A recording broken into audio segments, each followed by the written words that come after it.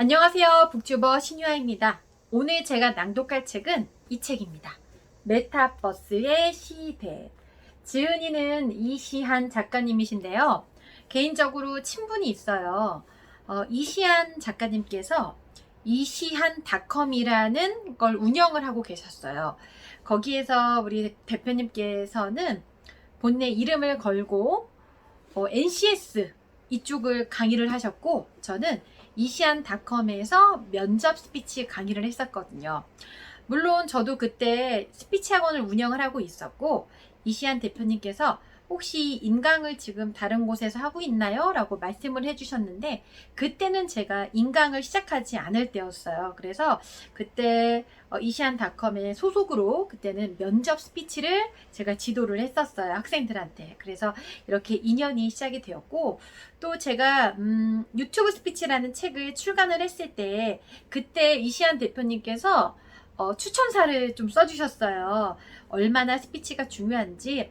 또 그 시안책방 유명하죠. 시안책방, 읽은 척 책방 운영하고 계시는데, 유튜버들에게 있어서 컨텐츠도 중요하지만은 이시안 작가님 스스로가 스피치도 너무나 중요하다고 생각을 하고 계시더라고요. 그래서 유튜브 스피치라는 책을 집필을 할 때 이시안 작가님께서 또 추천사를 써주셨고요. 페이스북과 인스타에서는 소식을 자주 보고 있어요. 대표님 잘 지내시죠? 네, 작가님 잘 지내시죠? 많이 바쁘시더라고요. 보면은 우리 이시안 작가님은 굉장히 부지런한 것 같아요. NCS에서 또 한 획을 그으셨고, 또 유튜버에서도 이제 많은 사람들이 이 작가님께서 소개해준 책들을 통해서 많은 정보도 습득하고 지식도 습득하고 이렇게 하잖아요. 그래서 많이 바쁘고, 요새 뭐 라디오도 나오시는 것 같고 한데, 저술한 책들을 보면은 굉장히 다양해요. 정말 다양해요. 그래서 오늘은 최근에 이제 신간으로 나온 이시안 작가님의 메타버스의 시대에 이 책을 한번 낭독을 해볼까 합니다. 잠깐만요. 오늘 낭독할 책은 다산북스 메타버스의 시대입니다. 책은 다산북스에서 제공해 주셨습니다. 지은이 이시한 프로지식 탐험가, 연세대학교에서 학사 및 석사 학위를 받고 박사 과정을 수료했다. 한양대 초청교수, 전주대 개건교수를 거쳐 현재 성신여자대학교에서 겸임교수로 재직하고 있다. 서울대, 연세대, 고려대를 비롯한 전국 각지의 대학교 100여 곳에서 강의했으며 한화, STX, 농어촌공사, 현대경제연구원 등 30여 개 기업에서 특강을 했다. SH미래연구소 대표로서 조선일보, 동아일보, 머니투데이, 매일경제 등의 비즈니스 칼럼을 연재했다. 이후 네이버 비즈니스의 전문 칼럼니스트로 활약하는 한편 국내 비즈니스계의 탑티어들과 만나 그들의 경험과 통찰을 전달하는 이시안의 점심 약속을 진행했다. 재미와 깊이를 놓치지 않는 탁월한 전달력과 핵심을 꿰뚫는 분석력으로 새로운 비즈니스 지식 큐레이터로 주목받고 있다.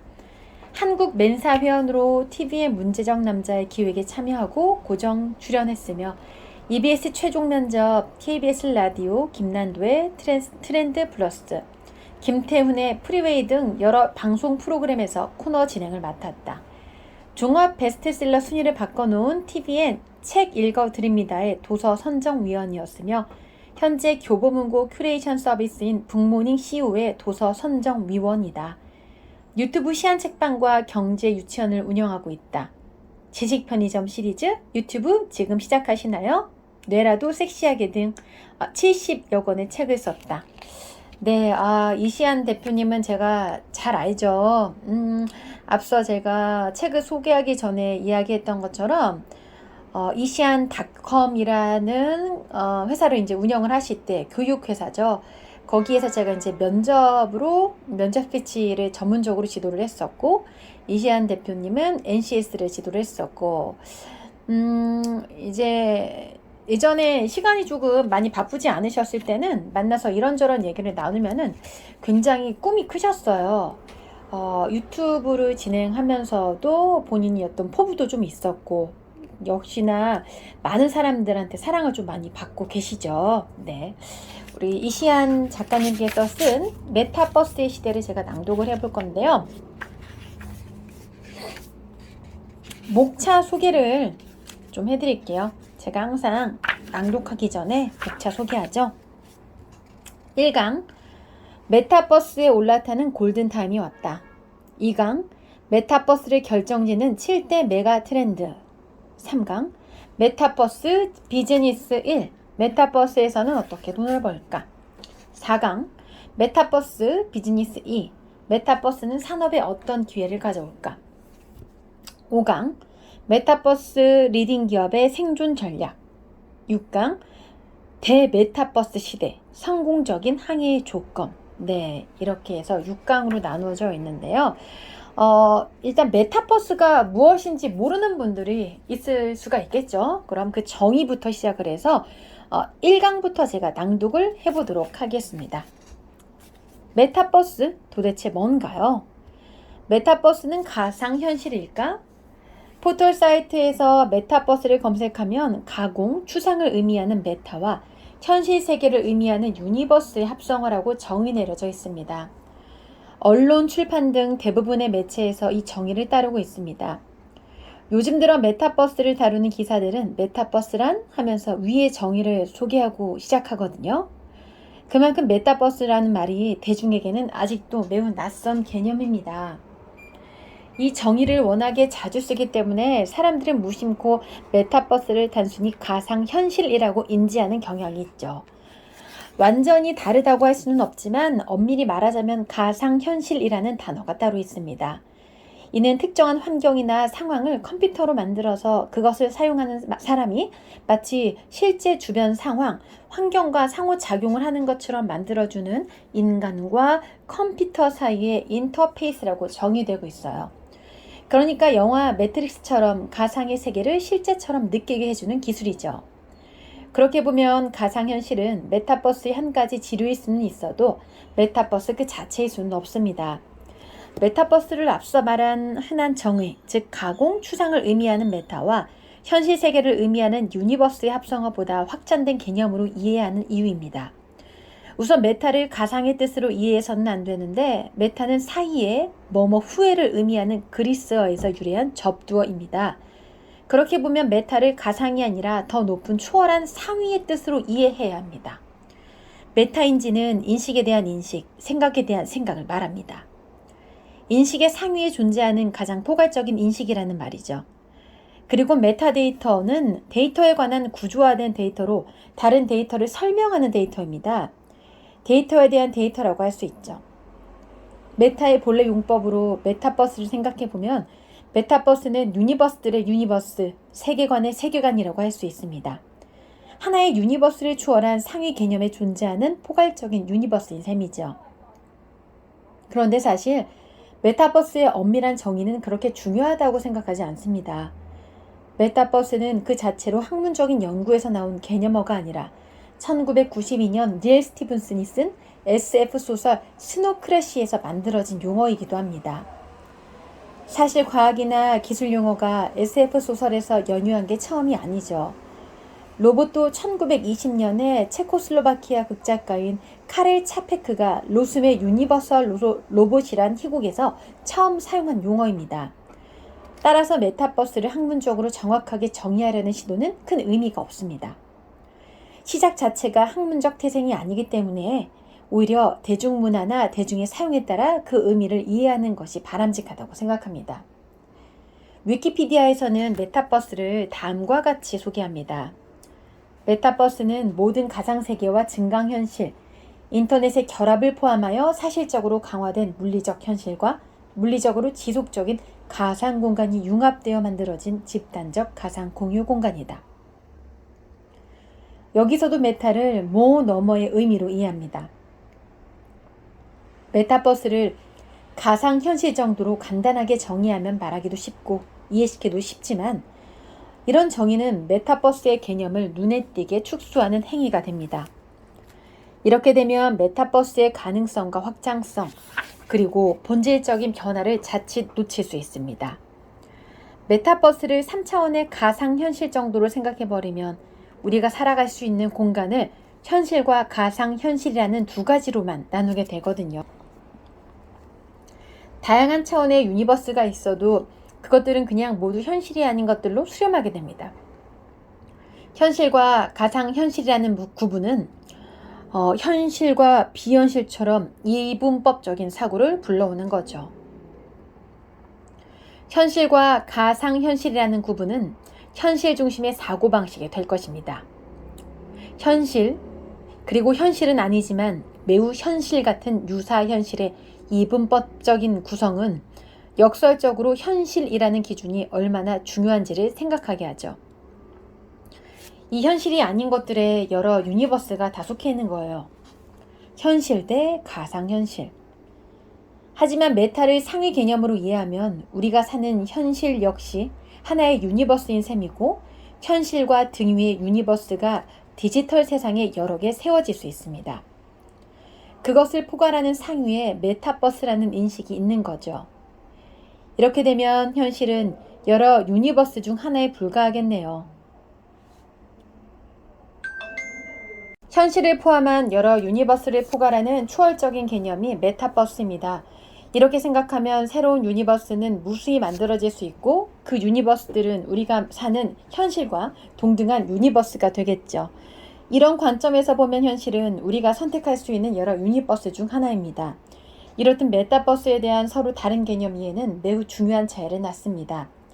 왜냐하면 우리가 앞으로 어떻게 메타버스에 적응해 갈 것인지, 동시에 메타버스를 우리의 삶에 어떻게 적용할 것인지에 대해 근본적으로 다른 판단을 내리게 할 것이니까요.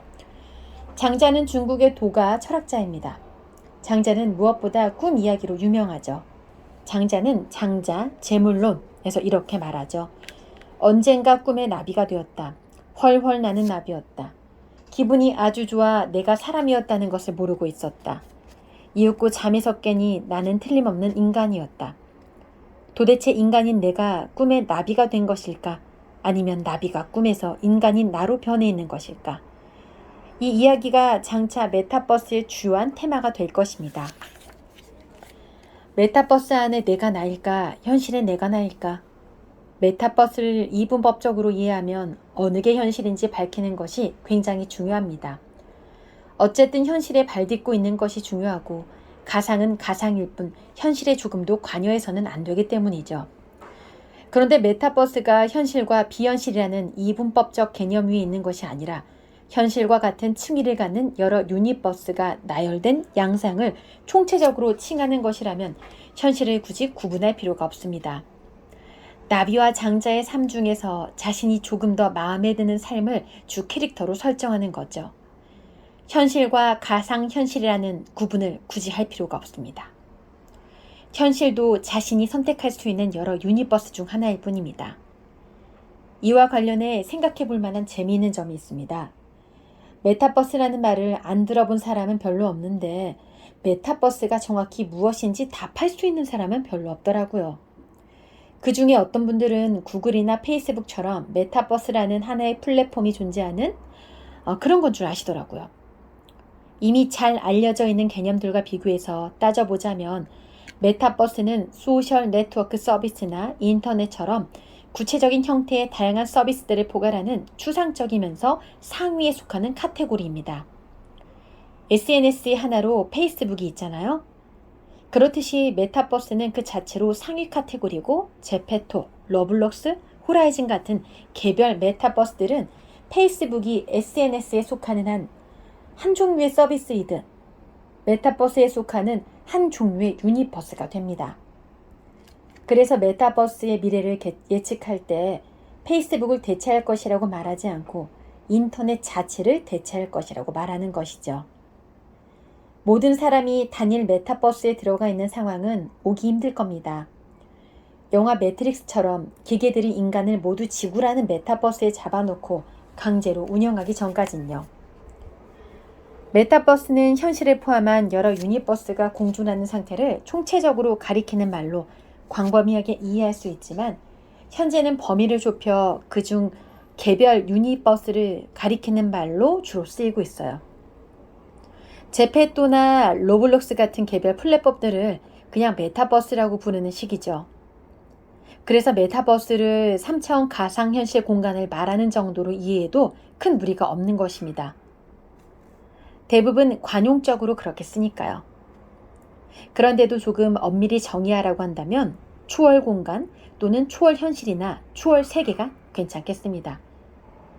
그래서 메타버스를 한마디로 최종적으로 정의하자면 사회적, 문화적, 경제적 활동이 일어나는 초월 공간 정도가 가장 적절할 것 같네요. 네, 이시안 작가님의 메타버스의 시대 일부를 낭독을 해봤는데요.